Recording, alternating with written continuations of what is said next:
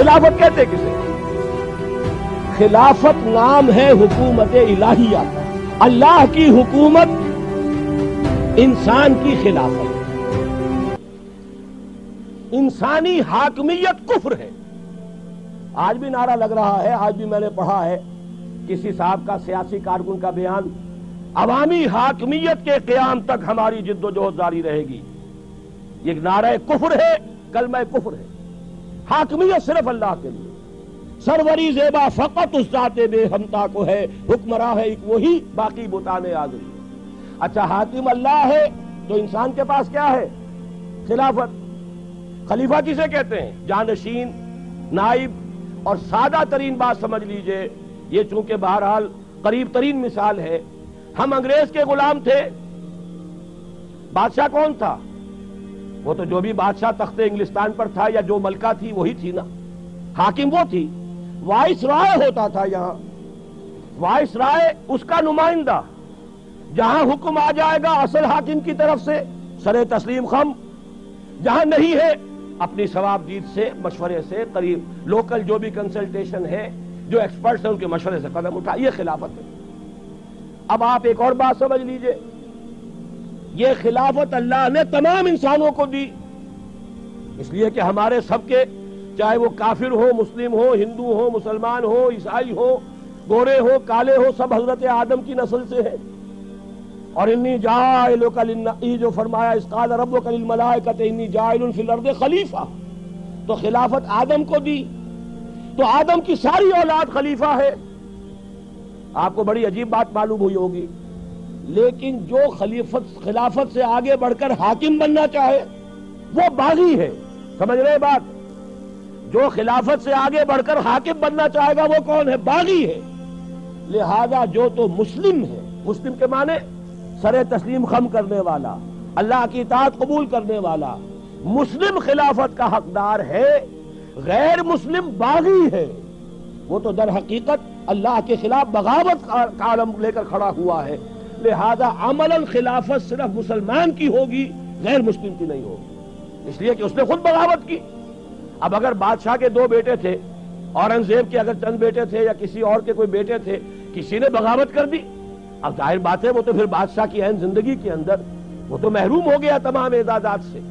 اسی طریقے سے اگرچہ اصلاً یہ خلافت کل بنی آدم کو اللہ نے عطا فرمائی، لیکن جنہوں نے اس خلافت سے آگے بڑھ کر حاکمیت کا دعویٰ کیا، چاہے وہ فرد ہو چاہے قوم ہو، وہ حاکمیت کا مدعی جو بھی ہے وہ گویا کہ اللہ کا باغی ہے، وہ خلافت سے محروم۔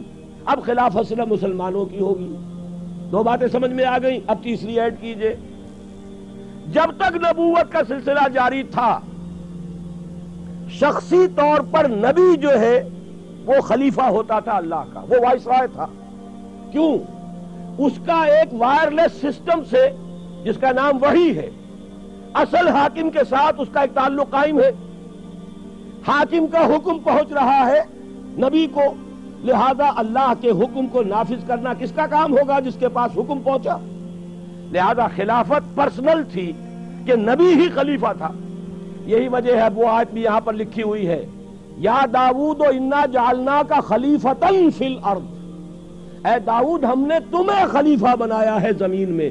خلیفتن یہ تنکیر ہے، ایک خلیفہ، گویا کہ جب تک نبوت جاری تھی نبی ہی خلیفہ تھا، نبی نمائندہ ہے اللہ کا، نبی کے پاس احکام آ رہے ہیں، ما آتاکم الرسول فخذوہ وما نہاکم عنہ فانتہوا، جو رسول تمہیں دے تھام لو مضبوطی سے، جس چیز سے روک دے رک جاؤ۔ ومن یطع الرسول فقد اطاع اللہ، تو اصل خلافت نبی کی تھی جیسے حضرت داؤد کی۔ بلکہ ایک حدیث بھی بڑی پیاری ہے، حضور نے فرمایا کانت بنو اسرائیل تسوسہم الانبیاء کلما ہلک نبی خلفہ نبی، بنو اسرائیل کی سیاست انبیاء کے ہاتھ میں تھی، جیسے ہی کسی نبی کا انتقال ہوتا تھا اس کا خلیفہ بھی نبی ہوتا تھا۔ تو گویا کہ نبوت چلی آ رہی ہے، حضرت داؤد کا انتقال ہوا، ان کے بیٹے تھے کہ نہیں حضرت سلیمان، وہ خلیفہ ہو گئے۔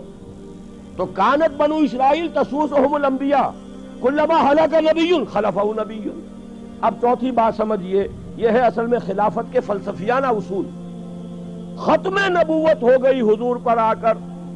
اب کسی کا کوئی وائرلیس کنیکشن نہیں ہے اللہ کے ساتھ, وہ تو کتاب اور سنت ہے. اب قرآن میں اللہ کی ہدایت, اللہ کا آخری ہدایت نامہ قرآن, نو انسان پیام آخری حامل او رحمت للعالمین, اور حضور کی سنت اب یہ ہے ہمیشہ کے لیے.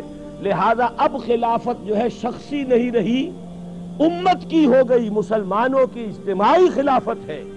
یہی وجہ ہے کہ پھر خلیفہ کو مسلمانوں نے منتخب کیا, مسلمانوں کی رائے سے ابو بکر خلیفہ بنے. جیسے آپ کو معلوم ہے کہ اگر انسانوں کی حاکمیت کا نظام ہے تو 10 کروڑ حاکم کیسے ہو جائیں گے؟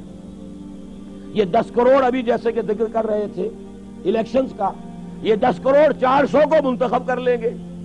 گویا کہ انہوں نے اپنی حاکمیت 400 کو منتقل کر دی. یہ 400 وزیر اعظم کو منتخب کر لیں گے, گویا کہ انہوں نے اپنی حاکمیت وزیر اعظم کے حوالے کر دی. اور اگر صدارتی نظام ہو تو گویا کہ 10 کروڑ مسلمانوں نے ایک شخص کو اپنا خلیفہ بنا دیا, اپنی خلافت منتقل اسے کر دی, ووٹ دے کر, رائے دے کر. اس معنی میں اب خلافت جو ہے وہ ایک انتخابی ادارہ ہے, مسلمانوں کے مشورے سے وجود میں آنے والا ادارہ ہے. اس کے لیے میں آپ کو ایک بہت اہم واقعہ سنا دینا چاہتا ہوں حضرت عمر کی زندگی کے آخری دور کا. حضرت عمر رضی اللہ تعالیٰ عنہ آخری حج پر تھے اپنی زندگی کے. وہاں حضرت عبد الرحمن ابن عوف تشریف لائے, جو حاضر ہوئے. حضرت عمر کا رتبہ بلند ہے اس لیے میں نے لفظ بدل دیا, تشریف لائے کی بجائے حاضر ہوئے. انہوں نے کہا کہ امیر المومنین میں کچھ چہمے گوئیاں سن رہا ہوں, کچھ لوگ یہ کہہ رہے ہیں کہ جیسے ہی عمر کی آنکھ بند ہوگی ہم فوراً فلاں شخص کے ہاتھ پر بیعت کر لیں گے. حضرت عمر فوراً بہت پریشان ہو گئے کہ یہ تو سازش کا انداز ہے, یہ تو مسلمانوں کا حق ہے کہ ان کی رائے سے خلیفہ بنے, اور یہ لوگ اگر اچانک کسی کو خلیفہ بنا دیں گے تو پھر تو فساد ہو جائے گا. تو حضرت عمر نے فرمایا کہ ٹھیک ہے, مسلمانوں کو جمع کرو, میں ابھی خطبہ دوں گا. فَمُحَذِّرُهُمْ, میں مسلمانوں کو وارن کرنا چاہتا ہوں, ان ہؤلاء الرہط, ان لوگوں کے بارے میں, الذین یریدون ان یغصبوا امرہم, جو چاہتے ہیں کہ مسلمانوں کا حق غصب کر لیں. یہ تو مسلمانوں کا کام ہے کہ وہ اپنی رائے سے خلیفہ بنائیں. ان مسلمانوں کے حقوق کو غصب کرنے کی جو سازش کر رہے ہیں, میں چاہتا ہوں کہ ان کی سازش کا بھانڈا پھوڑ دوں, پردہ چاک کر دوں اور لوگوں کو متنبع کر دوں. عبد الرحمن ابن عوف رضی اللہ تعالیٰ عنہ بہت ہی دانشمند انسان تھے. انہوں نے کہا, مشورہ دیا, امیر المومنین یہ موسم حج ہے, حج پہ ہر طرح کے لوگ آئے ہوئے, مشرق سے, مغرب سے, جزیرہ نما عرب کے کونے کونے سے, اچھے بھی ہیں برے بھی ہیں. یہاں ہو سکتا ہے یہ بات آپ نے کی تو کوئی فساد ہو جائے, لہذا بہتر ہے آپ جب مدینے واپس تشریف لے جائیں گے وہاں جا کر یہ معاملہ کیجیے. حضرت عمر نے ان کی رائے قبول کر لی. یہ بخاری شریف میں بھی پورا واقعہ ہے, مسند احمد ابن حنبل میں بھی موجود ہے. عبداللہ ابن عباس رضی اللہ تعالیٰ عنہ اس کے راوی. مدینے جا کر پہلا کام آپ نے یہ کیا, مسلمانوں کو جمع کیا اور وہاں خطبہ دیا, اور خطبے میں الفاظ یہ ہیں, من بایا خلیفتن عن غیر مشورت المسلمین فلا بیعت لہ. سن لو یہ میری بات, مسلمانوں کے مشورے کے بغیر اگر کسی نے کسی امیر اور خلیفہ کی بیعت کی تو اس کی کوئی بیعت نہیں. معلوم ہوا کہ اب جو ہے خلافت وہ در حقیقت شخصی نہیں رہی بلکہ اجتماعی ہے, یہ مسلمانوں کی خلافت ہے. اس کا آج کے دور میں اب نظام کیا بنے گا؟ نمبر 1, تمام مسلمان ووٹ دیں گے, مرد اور عورتیں سب خلیفہ کو منتخب کریں گے. یہ صحیح بات کہی ہے توکل صاحب نے, اور یہ بات میں کھل کر کہتا رہا ہوں کہ اصل میں صدارتی نظام قریب تر ہے نظام خلافت کے, اور معقول تر نظام ہے. یہ پارلیمانی نظام تو ہم در حقیقت انگریز کی ایک وراثت کے طور پر لے کر چل رہے ہیں. جیسے کیپ ٹو دی لیفٹ یہ انگریز کی چال ہے, اور وہ بے ڈھنگی ہم بھی چل رہے ہیں. آپ جیسے ہی توڑ خم سے آگے جاتے ہیں وہ تو پھر افغانستان سے شروع ہو جائے گا keep to the right. Afghanistan, Iran, پورا عالم عرب, پورا یورپ, پھر انگلستان شریف میں جا کر کیپ ٹو دی لیفٹ ملے گا آپ کو. تو یہ ساری در حقیقت انگریزوں کی لعنتیں ہیں کہ جو ہم نے ابھی تک سینے سے لگا رکھی ہیں. اگر یہاں شاید وہ 4 ورقہ تقسیم ہو, میں نے وہاں 8 چیزیں گنوا دی ہیں کہ انگریز کے دور کی ہر شے کو ہم نے سینے سے لگا کے رکھا ہوا ہے. انہی میں سے ایک لعنت یہ پارلیمانی نظام کی ہے. اس قدر غیر معقول نظام ہے یہ، اصل میں شرک ہے. یہ بھی اقتدار میں دو اشخاص کو آپ نے شریک کر دیا. اب بیلنس کیجئے اس میں تلاش. یا تو یہ کہ وہ صدر جو ہے وہ چودھری فضل الہی بن جائے گا اور لوگوں کو مطالبہ کرنا ہوگا چودھری فضل الہی کو رہا کرو، سارے اختیارات بھٹو صاحب کے ہاتھ میں ہوں گے، عامر مطلق بن جائیں گے. اور یا یہ ہے کہ وہ غلام اسحاق خان بن جائے گا، وہ جس کو چاہے گا چھٹی کرائے گا. کوئی ممکن ہی نہیں، کوئی ایکویشن ممکن نہیں. یہ ان کی اس لیے ضرورت ہے کہ انہیں اپنے بادشاہ کو یا اپنی ملکہ کو سر پر بٹھائے رکھنا ہے. وہ بڑی روایت پسند قوم ہے، اور میں تو یہ کہا کرتا ہوں بکنگم پیلس ہو یا ونڈسر پیلس ہو، یہ ہیومن زوز ہیں. یہ چڑیا گھر بنا رکھے انہوں نے، اور کرایہ لیتے ہیں باقاعدہ سیر کرنے والوں سے، اس سے کمائی کرتے ہیں. جیسے کہ آپ چڑیا گھر میں جاتے ہیں ٹکٹ خریدتے ہیں، ایسے ہی آپ ان جگہوں پر جائیے ٹکٹ خریدیے. لیکن انہوں نے اپنے ہاں وہ چڑیا گھر جو ہے قائم کر رکھے ہیں. ہمیں ضرورت کیا ہے؟ یہاں تو در حقیقت خلافت کے نظام سے قریب تر خلیفہ کا انتخاب ہو براہ راست ڈائریکٹ ووٹ سے. اگر ہماری آبادی 12 کروڑ ہے اور اس میں اگر 4-5 کروڑ ووٹر ہیں، ان کی رائے جو ہے، اور جب پورے ملک میں ایک شخص کے بارے میں رائے دی جائے گی تو واقعہ یہ ہے جو کہا جاتا ہے کہ ہمارے ہاں صدارتی نظام بھی کامیاب ہو گیا، ناکام ہو گیا، اس سے بڑا جھوٹ کوئی نہیں. صدارتی نظام یہ آیا کب ہے؟ یہاں تو آیا ہے یا تو وہ پوسٹ مارشل لا، وہ یا یہ کہ وہ انڈائریکٹ الیکشن کے ذریعے سے کیا تھا. تو صدارتی نظام حقیقت میں ہمارے ہاں نہیں آیا. اور واقعہ یہ ہے کہ صدارتی نظام قریب تر ہے. البتہ یہ ضرور ہے کہ یہ صوبے جو یہ بھی ہمارے پاس ایک لعنت ہے. تو کوئی بتایا ہے توکل صاحب نے، صحیح ہے، میری رائے بھی یہی ہے. یہ بھی انگریز کی لیگیسی ہے. میں نے تو سندھی بھائیوں سے کہا اندرون سندھ جا کر، تم صرف اس کو سندھ کیوں سمجھتے ہو جو انگریز نے سندھ بنا دیا؟ یہ تو ملتان تک سندھ ہے. سندھ و ہند یہ سارا علاقہ جو ہے اس وقت پاکستان، مغربی پاکستان، اس کا کم سے کم آدھا حصہ سندھ ہے. ملتان پورا سرائے کے علاقہ سندھ ہے.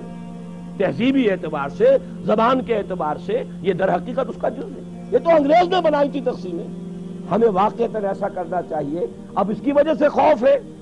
ایک صوبہ اتنا بڑا ہے، 4 کروڑ کی آبادی ہے، 5 کروڑ کی آبادی ہے، 6 کروڑ کی آبادی ہے، باقی تینوں صوبوں کی مل کر اتنی نہیں بن رہی. لہذا وہ خوف ہوتا ہے، فطری طور پر ہوتا ہے. اگر ان کو تقسیم کر دیا جائے، چھوٹے صوبے بنائے جائیں. پنجاب میں نے کہا تھا تو نوائے وقت نے میرے خلاف ادارہ لکھ دیا. میں نے کہا تھا کہ 6 صوبوں میں تقسیم کرو پنجاب کو، تبھی تو دوسرے صوبے بھی اس کے لیے تیار ہو جائیں گے. لیکن اگر اس کو آپ رکھتے ہیں انٹیکٹ اور کسی اور صوبے کے بارے میں بات کرتے تو رد عمل شدید ہوگا. لیکن یہ کہ متوازن نظام بن جائے، جس کو ہم کہیں کہ وہ ان دی ریئل ارنسٹ، وہ وفاقی نظام ہو، صدارتی نظام ہو. بہرحال پہلی بات یہ ہے، اس صدارتی نظام کو جو نظام خلافت بنائے گی شے وہ کیا ہے؟ کتاب و سنت کی ٹوٹل بالادستی. کوئی شے بھی کتاب و سنت سے مستثنا ہو گئی، اب وہ خلافت نہیں رہی. جو چاہے اس کا نام رکھیں، چونچو کا مربع کہیں، اسے جو کہیں. اسلام اور کفر کی آمیزش ہو گئی. اسلام تو ہے ادخلوا فی السلم کافہ، پوری زندگی میں اطاعت کاملہ.